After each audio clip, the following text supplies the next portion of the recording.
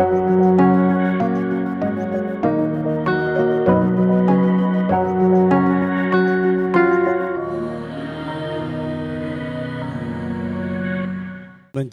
കടികാരവുമേറി ഈ പരിശുദ്ധവും പരിപാവനവുമായ ഈ പുണ്യ അൾത്താരയിൽ പ്രത്യക്ഷയായ പരിശുദ്ധ ജീവനോട് പ്രത്യക്ഷയായ പരിശുദ്ധ അമ്മയ്ക്കും തിരുക്കുമാരനും എൻ്റെ ഹൃദയത്തിൽ നിന്ന് ആത്മാർത്ഥമായ നന്ദിയും അമ്മയോടുള്ള തിരുക്കുമാരനോട് കടപ്പാടും രേഖപ്പെടുത്തുവാൻ എന്നെ ഈ വേദിയിൽ, ഈ പരിശുദ്ധമായ ഈ വേദിയിൽ എന്നെ സാക്ഷിയാക്കിയതിന് നന്ദി പറയാനുമുള്ള ഒരവസരമായി ഞാനിതിൽ കരുതുകയാണ്.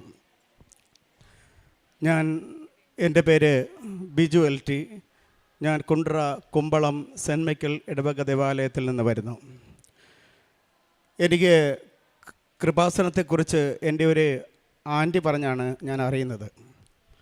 അത് പറഞ്ഞത് ഇങ്ങനെയായിരുന്നു: ഉടനടി പരിഹാരം നൽകുന്ന ഉടമ്പടി എന്നൊരു സമ്പ്രദായം നടക്കുന്ന കൃപാസനം എന്നൊരു സ്ഥലം. അപ്പോൾ ഞാനൊന്ന് പരീക്ഷിച്ച് നോക്കാൻ വേണ്ടി ഇവിടെ വന്നിരുന്നു. ഞാൻ 15/10/2022 വന്ന് ഉടമ്പടി എടുത്തു. ഉടമ്പടി എടുക്കുമ്പോൾ ഈ ഉടമ്പടിയെക്കുറിച്ചിട്ട് ഒരു കവനൻ്റ് എന്താണെന്ന്, അല്ലെങ്കിൽ ഒരു എഗ്രിമെൻറ്റും കവനൻ്റ് തമ്മിലുള്ള വ്യത്യാസം എന്തുവാണെന്നൊന്നും ഞാൻ കൃത്യമായിട്ടൊന്നും പഠിച്ചിട്ടല്ല ഇവിടെ വന്നത്.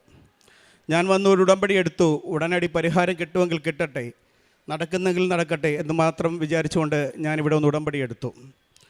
ഉടമ്പടി എടുത്തിട്ട് ഉടമ്പടിയിൽ ഞാൻ വളരെ ഉളപ്പി ഞാൻ പോയി. കൃത്യമായി പ്രത്യക്ഷീകരണ പ്രാർത്ഥന പോലും ഞാൻ ചെല്ലാതിരുന്നു. കാരണം ഞാൻ അന്ന് എനിക്ക് പ്രത്യേകിച്ച് നിയോഗങ്ങളായിട്ടൊന്നുമില്ലായിരുന്നു, ചുമ്മാ ഒന്ന് വന്നു പോയി. പക്ഷേ അമ്മ എൻ്റെ പിന്നാലെ സഞ്ചരിച്ചു കൊണ്ടിരിക്കുകയായിരുന്നെന്ന് ഞാൻ പിന്നീടത് മനസ്സിലാക്കി. ഞാൻ ഉടമ്പടിയിൽ നിന്ന് മാറി നിൽക്കുമ്പോഴുമൊക്കെ ഞാൻ ജോലി ചെയ്യുന്നത് കേരള ഫോറസ്റ്റ് ഡിപ്പാർട്ട്മെൻറ്റിൽ ബീറ്റ് ഫോറസ്റ്റ് ഓഫീസറായിട്ടാണ്. എൻ്റെ ഔദ്യോഗിക ജീവിതത്തിൽ 1-2 ഇൻസിഡൻറ്റ് എൻ്റെ അമ്മയിലേക്ക് വളരെയധികം അടുപ്പിച്ചു. ഞാൻ ഉടമ്പടി എടുത്തിട്ട് ഞാൻ തിരിച്ച് അമ്മയുടെ മുമ്പിൽ വരുന്നത് എനിക്ക് ഒരു സുഖമില്ലാത്ത അവസ്ഥയിലായിരുന്നു. ഞങ്ങളുടെ ക്യാമ്പ് ഷെഡ് ഉൾക്കാടുകളിലാണ്. അവിടെ ഷെഡിൽ ഇൻസ്പെക്ഷന് വേണ്ടി പോയ സമയത്ത് അവിടെ ആനകൾ കയറാതിരിക്കാൻ വേണ്ടി ആനത്താരകൾ അഥവാ എലഫൻറ്റ് ട്രഞ്ചുകൾ നിർമ്മിച്ചിരിക്കും. നമുക്ക് ക്വാർട്ടേഴ്സിൽ കിടക്കുമ്പോൾ ആനകൾ വന്ന് ശല്യം ചെയ്യാതിരിക്കാൻ വേണ്ടി എലഫൻറ്റ് ട്രഞ്ച് തയ്യാറാക്കിയിരിക്കും. ആ എലഫൻറ്റ് ട്രഞ്ചിലൂടെ നമുക്ക് കടന്നു പോകാൻ വേണ്ടി പാഴ്ത്തടികളിട്ടാണ് നമ്മൾ ക്രോസ് ഇട്ടിരുന്നത്. ആനകൾ കയറിയ വലിയ ബലമുള്ള തടികളിട്ടാൽ ആനകൾ കയറും. അതുകൊണ്ട് പാഴ്ത്തടികളിട്ടാണ് നമ്മൾ ക്രോസിന് ഇട്ടിരിക്കുന്നത്. ആ തടിയിൽ ചവിട്ടി ഞാൻ എൻ്റെ ക്വാർട്ടേഴ്സിലേക്ക് പോകാൻ വേണ്ടി, ക്യാമ്പ് ഷെഡിലേക്ക് പോകാൻ വേണ്ടി ചെന്നപ്പോൾ ആ തടി നടുക്ക് വെച്ച് ഒടിഞ്ഞ് ഞാൻ ആനത്താരയിൽ ആ കല്ലും പുറത്ത് 10 അടി താഴ്ചയിൽ എൻ്റെ ചെവി ഇടിച്ച് മറിഞ്ഞു വീണു. ചെവിയുടെ ഇത്രയും ഭാഗം എനിക്ക് ഊതി അടച്ചതുപോലെ തോന്നി. എന്നെ പെട്ടെന്ന് തന്നെ എൻ്റെ കൂടെയുള്ള സ്റ്റാഫുകളെല്ലാം കൂടി എന്നെ പുനലൂർ താലൂക്ക് ആശുപത്രിയിൽ കൊണ്ടുവന്നു. ഞാൻ അന്ന് വർക്ക് ചെയ്യുന്നത് നമ്മുടെ കൊല്ലം ജില്ലയിൽ തമിഴ്നാടിൻ്റെ ബോർഡറിലുള്ള ഭാഗമായ അച്ചൻകോവിൽ ഡിവിഷനിലായിരുന്നു. എന്നെ ഹോസ്പിറ്റലിൽ കൊണ്ടുവന്നു. ഹോസ്പിറ്റലിൽ നിന്ന് ഇയർ ഡ്രം പൊട്ടിയിട്ടുണ്ട്, അതുകൊണ്ട് ENT കാണിക്കണമെന്ന് പറഞ്ഞിട്ട് എന്നെ ഡോക്ടർ റെഫർ ചെയ്തു. ഞാൻ വീട്ടിൽ വന്നു. പിറ്റേ ദിവസം രാവിലെ എനിക്ക് നടക്കാനൊന്നും പറ്റത്തില്ല. എൻ്റെ ദേഹം മൊത്തം വേദനയായിരുന്നു, ചെവിക്കും എല്ലാം വേദനയുണ്ട്. അങ്ങനെ എൻ്റെ ഓഫീസർ എൻ്റെ ഒരു സ്റ്റാഫിനെ പറഞ്ഞു വിട്ടു. അദ്ദേഹം വന്ന് എന്നെ വണ്ടിയിൽ കൊണ്ടുപോയി. ഞാൻ ENT പോയി കണ്ടു. ENT പറഞ്ഞു, സ്കാൻ ചെയ്തിട്ട് പറഞ്ഞു, നിങ്ങളുടെ ചെവിക്ക് ഒരു 0.2 ഡെസിബിൾ കേൾവി ശക്തി കുറഞ്ഞിട്ടുണ്ട്. ഇത് പൂർണ്ണമായിട്ടും സുഖമാകണമെങ്കിൽ 3 മാസം കംപ്ലീറ്റ് റെസ്റ്റ് എടുക്കണം. എന്നാൽ ഈ ചെവിക്ക് പൊടിയോ വെള്ളമോ വല്ലതും തട്ടിയാൽ ഇൻഫെക്ഷൻ ആയി കഴിഞ്ഞാൽ പിന്നീട് ചിലപ്പോൾ ഒരുപക്ഷെ ഓപ്പറേഷൻ ചെയ്യേണ്ടി വരും. ഈ ഓപ്പറേഷൻ ചെയ്താലും നിങ്ങളുടെ കേൾവി ശക്തി പഴയ അവസ്ഥയിലേക്ക് കിട്ടുമെന്ന് എനിക്ക് ഉറപ്പൊന്നുമില്ല എന്ന് ഡോക്ടർ പറഞ്ഞു.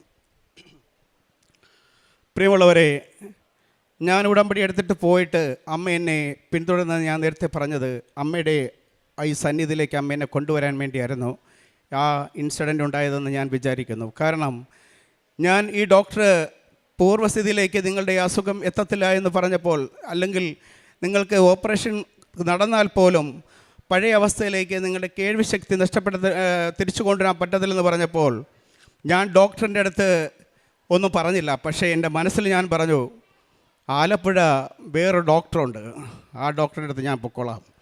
അവിടെ ഓപ്പറേഷൻ കൂടാതെ ഇത് സുഖമാക്കുന്ന ഒരു ഡോക്ടറിനെ എനിക്കറിയാം. എൻ്റെ മനസ്സിൽ ഞാൻ പറഞ്ഞതാണ്.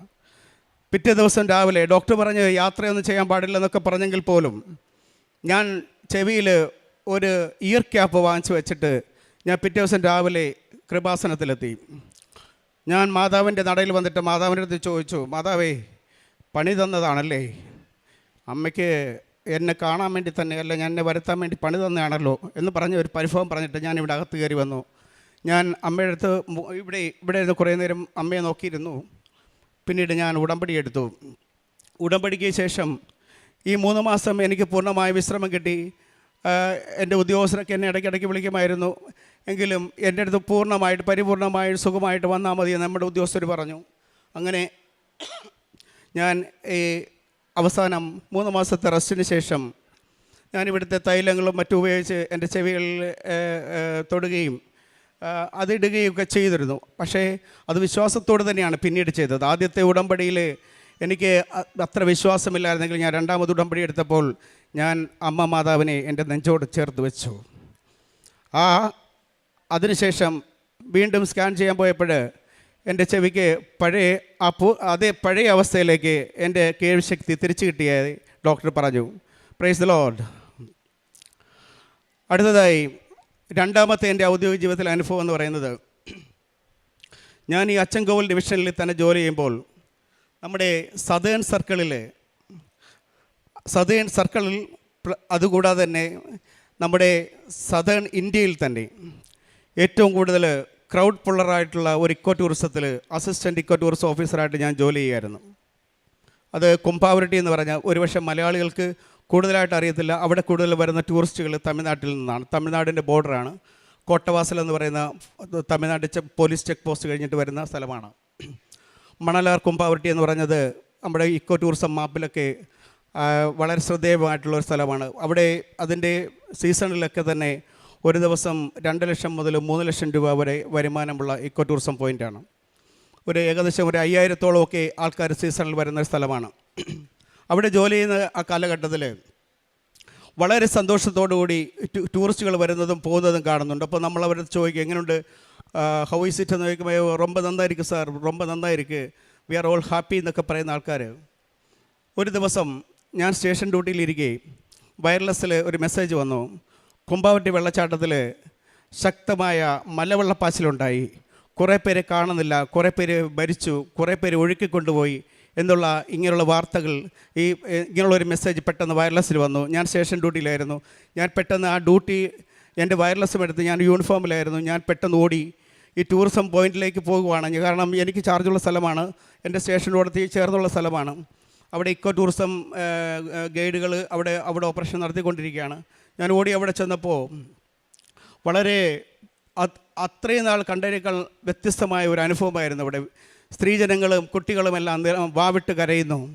ഞാൻ ഓടി വരുന്നപ്പോൾ എന്നെ കണ്ടപ്പോൾ പറഞ്ഞു, സാർ കാപ്പാത്തുങ്കോ സാർ, പിള്ളയും അവർ കണവന്മാരും എല്ലാം വെള്ളച്ചാട്ടത്തിൽ കുടുങ്ങിപ്പോയി സാർ, കാപ്പാത്തുങ്കോ സാർ, കാപ്പാത്തുങ്കോ സാർ എന്ന് പറഞ്ഞ് അവർ അലമുറയിട്ട് കരയുന്ന ഒരു അനുഭവം.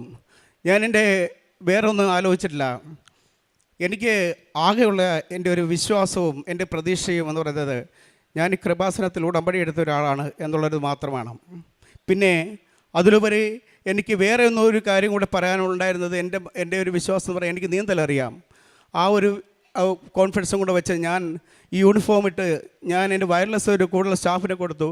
ഞാൻ ഷൂ ഊരിയിട്ടിട്ട് ഞാൻ യൂണിഫോമിൽ ഇക്കോ ടൂറിസത്തിലേക്ക് ഇറങ്ങുവാണ്.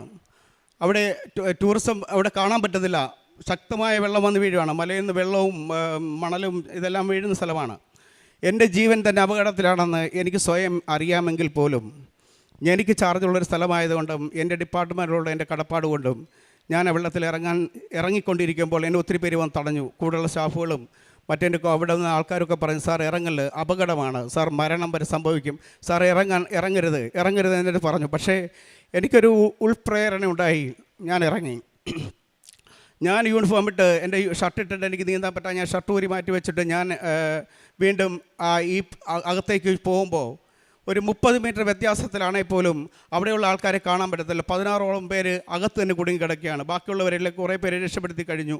അവിടുത്തെ ഇക്കോ ടൂറിസം ഗൈഡുമാരെല്ലാം കൂടെ രക്ഷപ്പെടുത്തി കഴിഞ്ഞു. അപ്പം 10-16ഓളം പേരെല്ലാം നിരന്ന് ഇങ്ങനെയൊക്കെയാണ്. അത് കൊച്ചുകുട്ടികൾ ഉൾപ്പെടെയുണ്ട്, ഒരു കുഞ്ഞുൾപ്പെടെയുണ്ട്. അവരെയൊക്കെ എന്ത് ചെയ്യണമെന്ന് അറിയാൻ പറ്റാത്തൊരവസ്ഥ. ഭീകരമായ വെള്ളം എന്ന് വെച്ചാൽ കാണാൻ പറ്റത്തില്ല, കണ്ടു കഴിഞ്ഞാൽ പേടി വരും. അപ്പോൾ ഞാൻ അവരെ മാറാപ്പിൽ കെട്ടി, അദ്ദേഹത്തിൻ്റെ ഫാദർ ഉണ്ടായിരുന്ന അയാളുടെ മുണ്ടിനകത്തിൽ മാറാപ്പിൽ കുഞ്ഞിനെ കെട്ടി ഇപ്പുറത്ത് കൊണ്ടെത്തിച്ചു. അയാൾ ഒരു വടത്തിൽ പിടിച്ച്, അദ്ദേഹത്തിന് നീന്തറിയത്തില്ല, ഞാനൊരു കുഞ്ഞിനെ ഇദ്ദേഹത്തിനും കൂടെ പിടിച്ച് വടത്തിൽ കൊണ്ടെത്തിച്ചു. അത് ആരോ യൂട്യൂബിൽ എടുത്തിട്ടു. ആ യൂട്യൂബിൽ ഒരു വീഡിയോ മീഡിയക്കാർക്ക് കിട്ടി. മീഡിയയിൽ അന്നത്തെ ദിവസത്തെ വാർത്ത ഇത് മൊത്തം വന്നിരുന്നു. കുമ്പവട്ടി മണൽ വെള്ളച്ചാട്ടത്തിൽ മലവെള്ളപ്പാച്ചിൽ ഒത്തിരി പേർ കുടുങ്ങിപ്പോയി, ഒരാൾ മരിച്ചു, 2 പേര് സീരിയസ് ആയിട്ട് ഹോസ്പിറ്റലിലാണ്, കുറേ പേരെ കാണുന്നില്ല എന്നൊക്കെ പറഞ്ഞൊരു വാർത്തയാണ്. അവിടെ മൊബൈൽസ് ഒന്നും കിട്ടാത്തൊരു സ്ഥലം കൂടിയായിരുന്നു. അപ്പോൾ ഈ വാർത്ത പത്രത്തിലും മീഡിയകളിലൊക്കെ വളരെ വൈറലായിട്ട് വന്നു. എല്ലാ മീഡിയകളിലും ഈ എല്ലാ ന്യൂസ് ചാനലിലും ഒക്കെ ഈ വാർത്ത വന്നു. അപ്പോൾ ഞാൻ അതിനുശേഷം എനിക്ക് വെള്ളത്തിൻ്റെ പായ്ച്ചിൽ വീണ്ടും കൂടിക്കൂടി വരികയാണ്. ഞാൻ അവസാനമായിട്ട് അവരുടെ അടുത്ത് ചെന്ന് പറഞ്ഞു, നിങ്ങളിൽ അവസാനത്തെ ആളെയും രക്ഷപ്പെടുത്തിയിട്ടേ ഞാനിവിടുന്ന് പോകത്തുള്ളെന്ന് പറഞ്ഞു. പ്രിയമുള്ളവരെ, അവസാനത്തെ ആളെ രക്ഷപ്പെടുത്തുന്നിടം വരെയും ഒരു 2.5 മണിക്കൂറോളം ഈ വെള്ളത്തിൽ ഞാൻ അവസാനത്തെ ആളെ രക്ഷപ്പെടുത്തിയിട്ട് തിരിച്ചു വരുമ്പോൾ എനിക്ക് നടക്കാൻ പോലും പറ്റാത്ത അവസ്ഥയിലാണ്. പക്ഷേ തിരിച്ചിറങ്ങി വന്നപ്പോൾ എൻ്റെ അടുത്ത് ഈ സ്ത്രീകൾ, ജനങ്ങൾ, പോയവർ, അവരെ കുട്ടികളെയും അവരെ ഭർത്താക്കന്മാരെ തിരിച്ചു കിട്ടിയപ്പോൾ അവരെൻ്റെ അടുത്ത് പറഞ്ഞു, നീ താൻ കടവുൾ സാർ, നീ താൻ കടവുൾ. അത് കേട്ടപ്പോൾ തന്നെ എൻ്റെ മനസ്സ് നിറഞ്ഞു. അതിനുശേഷം എൻ്റെ ഡിപ്പാർട്ട്മെൻറ്റ് ഈ സംഭവങ്ങൾ വിലയിരുത്തിയിട്ട് എനിക്ക് മുഖ്യമന്ത്രിയുടെ വിശിഷ്ട സേവനത്തിന് വേണ്ടി ഉള്ള നോമിനേഷന് എൻ്റെ പേപ്പർ അയച്ചു. അവിടെയും അന്നേരം ആ സമയങ്ങളിൽ ചില തടസ്സങ്ങൾ നേരിടേണ്ടി വന്നു. അപ്പോൾ 2022 ഈ സംഭവം ഉണ്ടാകുന്നു. 2023 എൻ്റെ പേപ്പർ കൊടുക്കുന്നു. അപ്പോൾ 2023 പേപ്പർ കൊടുത്തപ്പോൾ അതിൻ്റെ ടൈമിൽ കൃത്യമായ സമയത്ത് എത്താത്തതുകൊണ്ട് അവിടുന്ന് ആ വർഷം നടന്നില്ല. അടുത്ത വർഷമായപ്പോൾ നമ്മുടെ ഓഫീസർമാർ പറഞ്ഞു, ബിജുവിന് അർഹതയുള്ളതാണെങ്കിൽ അത് ബിജുവിനെ തേടി വരും, അതുകൊണ്ട് ഈ വർഷം കൊടുക്കണമെന്ന് പറഞ്ഞു. അങ്ങനെ വീണ്ടും കൊടുത്തു. അപ്പോൾ എനിക്കെതിരെ കുറച്ച് പരാതികളും മറ്റു കാര്യങ്ങളൊക്കെ, വ്യാജ പരാതികൾ, പേരില്ലാത്ത പരാതികളും മറ്റുമൊക്കെ കൊടുത്തു. അതിന് അന്വേഷണം വെച്ചു. അപ്പോൾ അതിൻ്റെ ഒരു അവസാന തീരുമാനം എടുക്കുന്ന ദിവസം വലിയ ഓഫീസേഴ്സ്, ഹയർ ഓഫീസേഴ്സ്, IFS ഓഫീസേഴ്സിൻ്റെ തിരുവനന്തപുരത്ത് മീറ്റിങ്ങിൽ ഫൈനൽ തീരുമാനം എടുക്കുന്ന ദിവസം അന്ന് ഞാൻ ലീവിനുണ്ടായിരുന്നു. ഞാൻ അന്നേരം കൃപാസന മാതാവിൻ്റെ അടുത്ത് വരാമെന്ന് വിചാരിച്ചു. ഇവിടെ വന്നു. ഞാൻ മാതാവിൻ്റെ അടുത്ത് ഇവിടെ ഒരു കസേരയിലിരുന്നിട്ട് മാതാവിൻ്റെ അടുത്ത് ഞാൻ ഒരു കാര്യം മാത്രം പറഞ്ഞു, മാതാവേ, if I deserve it you should give me, if not leave it, I will never come to ask you. ആ ഒരു കാര്യം പറഞ്ഞിട്ട് ഞാൻ എൻ്റെ ഉടമ്പടി പുതുക്കി. ഞാനന്ന് ജോസഫച്ചനെ കണ്ടു. ജോസഫച്ചൻ എന്നെ ബ്ലെസ് ചെയ്തു. ഞാൻ വെളിയിലിറങ്ങി, ഉടമ്പടിയെല്ലാം ഇത് പുതുക്കി, ഇതെല്ലാം ഇവിടുത്തെ എല്ലാ പരിപാടികളും കഴിഞ്ഞിട്ട് ഞാനിവിടുന്ന് ഇറങ്ങി ഈ റോഡ് ക്രോസ് ചെയ്ത് അപ്പുറത്തൊരു ചായക്കടയിൽ ഒരു ചായ കുടിക്കാനായിട്ട് നിൽക്കുമായിരുന്നു, വീട്ടിലേക്ക് തിരിച്ച് മടങ്ങിപ്പോകാനായിട്ട്. അപ്പോൾ തന്നെ എനിക്ക് അവിടെ നിന്നൊരു കോൾ വന്നു, എൻ്റെ പേര് ഏറ്റവും മുമ്പിൽ സെലക്ഷനായിട്ടുണ്ട്, അതുകൊണ്ട് എത്രയും പെട്ടെന്ന് യൂണിഫോം ഇട്ട ഒരു ഫോട്ടോ അയച്ചു കൊടുക്കാൻ പറഞ്ഞു. പ്രിയമുള്ളവരെ, ഞാനിവിടെ വെച്ച് ഉടമ്പടി ഉടനടി പരിഹാരമെന്ന് പറഞ്ഞത് ഒരു 5 മിനിറ്റ് പോലും ആയിട്ടില്ല. അതിനു മുമ്പിൽ അമ്മ ഒരു തീരുമാനമെടുത്തു. ആ തീരുമാനത്തിൽ ഞാൻ ഈ 2025 4/1/2025 തിരുവനന്തപുരത്ത് വെച്ച് നടന്ന കേരളത്തിലുള്ള 51 പേർക്ക് 2 വർഷത്തെ 23-24 വർഷത്തെ സേവനത്തിന് കൊടുത്ത 51 പേരുടെ വിശിഷ്ട സേവനത്തിന് ബഹുമാനപ്പെട്ട മുഖ്യമന്ത്രിയുടെ അവാർഡ് നേടുവാൻ അമ്മ എന്നെ സഹായിച്ചു. അപ്പോൾ ആ ഒരു കാര്യത്തിൽ പോലും എനിക്കുണ്ടായ ഒരു അനുഭവം, എൻ്റെ ഔദ്യോഗിക ജീവിതത്തിൽ ഒരു രക്ഷാപ്രവർത്തനം നടത്തുന്നത് അമ്മ എന്നെ അപ്രാപ്യമായ പാറയിലേക്ക്, ഒരു സർക്കാർ ഉദ്യോഗസ്ഥന് കിട്ടാവുന്ന ജീവിതത്തിലെ ഏറ്റവും വലിയ ഒരു അവാർഡാണ് ബഹുമാനപ്പെട്ട കേരള മുഖ്യമന്ത്രിയുടെ വിശിഷ്ട സേവനത്തിലുള്ള അവാർഡ്. അതുവരെ അമ്മ എനിക്ക് ഈ ഉടമ്പടിയിലൂടെ നേടിത്തന്നു എന്നുള്ളൊരു സാക്ഷ്യം ഇവിടെ നിങ്ങളോട് പ്രത്യേകമായിട്ട് എൻ്റെ ഔദ്യോഗിക ജീവിതത്തിൽ നടന്ന ഈ 2 സംഭവങ്ങളും. കൂടാതെ ഞാൻ എൻ്റെ ഇടയ്ക്ക് എൻ്റെ ഡിപ്പാർട്ട്മെൻറ്റിൽ ഞാൻ 10-20 വർഷമായിട്ട് നമ്മൾ കമ്പനികളൊക്കെ കൂടുമ്പോൾ ഇടയ്ക്ക് മദ്യമൊക്കെ ഉപയോഗിക്കാറുണ്ടായിരുന്നു. ആ കാര്യങ്ങളൊക്കെ എനിക്ക് മാതാവിലേക്ക് അമിത വിശ്വാസമായപ്പോൾ ഞാൻ ആ കാര്യങ്ങളെല്ലാം പാടെ ഉപേക്ഷിച്ചു. അതിന് മാതാവ് എനിക്ക് ശക്തിയോ. ഞാനിപ്പോൾ 4 വർഷമായി മദ്യം പൂർണ്ണമായിട്ട് ഉപേക്ഷിച്ചിരിക്കുകയാണ്. അപ്പോൾ അതുകൂടാതെ എൻ്റെ മകൾക്ക് +1 എൻ്റെ മകൾക്ക് SSLCക്ക് സമയമായപ്പോൾ ഞാൻ വീണ്ടും ഉടമ്പടി പുതുക്കാനായിട്ട് ഇവിടെ വന്നു. മകളുടെ ഉന്നത വിദ്യാഭ്യാസത്തിന് വേണ്ടി നല്ല മാർക്കോടുകൂടി നല്ല റിസൾട്ട് തരണമേ നമ്മെടുത്ത് പ്രാർത്ഥിച്ചു. അതിന് മകൾക്ക് SSLCക്ക് ഫുൾ A+ മാർക്ക് കിട്ടി. ഇന്ന് മകളിൽ നിന്ന് കൂടെ വരാൻ പറ്റിയില്ല. അതുകൊണ്ട് അതിനും എനിക്കിനി മാതാവ് നേരിട്ടും അല്ലാതെയും ഒരുപാട് അനുഗ്രഹങ്ങൾ തന്നിട്ടുണ്ട്. അതിന് അടുത്ത ഒരു സാക്ഷ്യം കൂടി ഞാൻ പറയാൻ ആഗ്രഹിക്കുന്നു. ആ സമയത്ത് വീണ്ടും ബാക്കി പറയാം. ഞാൻ പ്രേക്ഷിത പ്രവർത്തനം ചെയ്യുമെന്ന് പറഞ്ഞാൽ ഞാൻ കൃപാസനത്തിലേക്ക് പാവപ്പെട്ട ആൾക്കാർക്ക് വന്നെത്തിച്ചേരാൻ പറ്റാത്ത ആൾക്കാർക്ക് ഞാൻ എൻ്റെ പേര് വെളിപ്പെടുത്താത്ത രീതിയിൽ ഞാൻ ഈ വണ്ടിയിൽ അവർക്ക് കൊണ്ടുവരുന്ന സമയത്ത് ഞാൻ അവർക്ക് പൈസ കൊടുത്തിടും. ഒരാൾക്ക് അവിടെ 700 രൂപ വെച്ചിട്ടാണ് ഉള്ള ഫുൾ ചിലവ്. അപ്പോൾ വണ്ടിക്കൂലിയും ഇവിടെ വരെ ഭക്ഷണം ഉൾപ്പെടെയുള്ള എല്ലാത്തിനും കൂടെ ഞാൻ പൈസ കൊടുത്തു വിടും.